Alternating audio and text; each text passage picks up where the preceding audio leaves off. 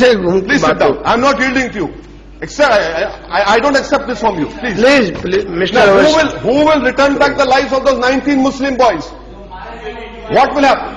What will happen to them? What will happen to them?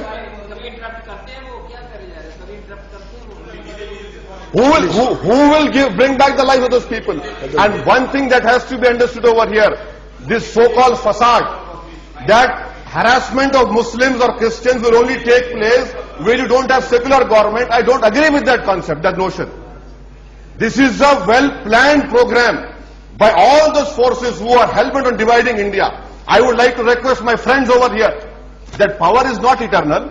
Today it is UPA, tomorrow it can be you, which I don't want you to be, but it is not eternal. But what will be left of India, I say, if we continue with this politics of hatred, divisiveness, where you antagonize the whole one Muslim community, one Christian community, what will happen? It is you who are sowing the seeds of terrorism, it is not me. By your hate propaganda. And how is it, Mr. Honorable Home Minister, that after a bomb blast takes place in Hyderabad, within 10-15 minutes, your agencies selectively have their blue-eyed boys in all national newspapers, in all TV channels. Immediately, Muslims are responsible. Muslims are responsible. Muslim areas have become a heaven of terrorists. Why can't you stop this, I say? This is a UPA government. This is a government led by Manmohan Singh. This is not a government led by Atal Bihari Vajpayee. This is what I conclude कर रहा हूँ. जरा सुनिए आप. इसीलिए हम बता रहे हैं, बाटला हाउस का एनकाउंटर हुआ. मैं बराबर मजम्मत करता हूं. शर्मा साहब पूरा मारा गया, मजम्मत करते उसको. जिन लोगों ने शर्मा साहब को मारा, हिंदुस्तान के मुसलमान ये कहेंगे कि उनको सूली पर चढ़ाओ, वरना बीच चौरास्ते पर रखकर खान इजाजत देगा तो गोली मारो. मगर सवाल ये पैदा होता है कि अगर मैं ये मुतालबा करता हूं कि बाटला हाउस के बारे में इंक्वायरी होनी चाहिए, तो आपको कौन देता है कि मेरी वफादारी पर शक करे? क्या कानून को पास लिहाज आप नहीं रखेंगे? क्या कानून को फॉलो नहीं करेंगे? आप जो कहेंगे वो सच, हम जो कहेंगे झूठ. स्वामी लक्ष्मणनंदा स्वामी को मारने वाले माओइस्ट नहीं थे, आप करें क्रिश्चियन. मुसलमान मारे तो इंडियन मुजाहिदीन, यानी क्रिश्चियन माओइस्ट हो गए, मुसलमान इंडियन मुजाहिदीन हो गए, ISI हो गए. ये कब तक चलेगा? इसीलिए हुकूमत से हमारा मुतालबा है कि सबसे पहले आपका एक काम करना है कि आप अपने एजेंसीज में, चाहे वो सेंट्रल IB हो, बड़े बड़े ओहदों पर सेकुलर जहन रखने वाला अफसर को लाइए. आपका नेशनल सिक्योरिटी एडवाइजर कहता है कि बजरंग दल पर हम पाबंदी इसलिए आयद नहीं कर सकते क्योंकि बजरंग दल ऑर्गेनाइजेशन नहीं है. क्या यह मनमोहन सिंह की सोच है? क्या यह UPA की सोच है? मैं जानना चाहता हूं. होम मिनिस्टर साहब जवाब दीजिए हमको.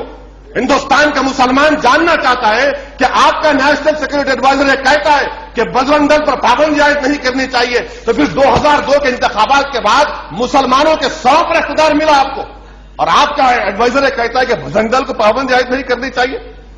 6 मुसलमानों को जिंदा जला के मार दिए आदिलाबाद में. मैं जाकर लाशें उठाऊं, हिंदू वाहिनी के लोग.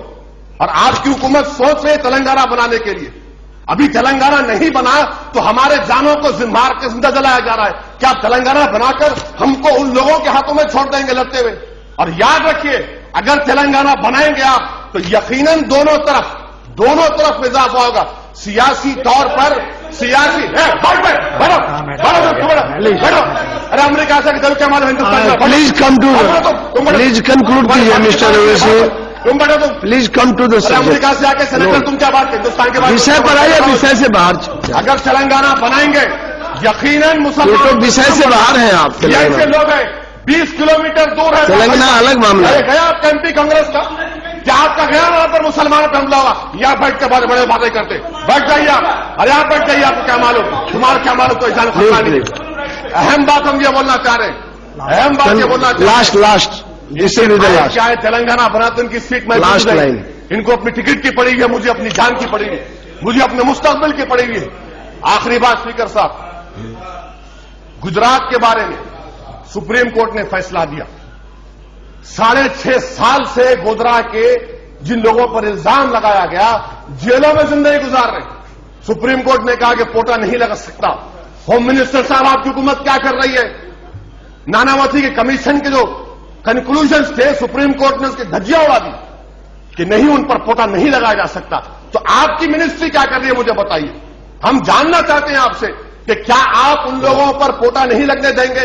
آخر میں ہم آخری آپ سے مطالبہ کر رہے ہیں سر کہ یو پی اے کی حکومت کو یہ صاف طریقہ نہیں چلنے والا.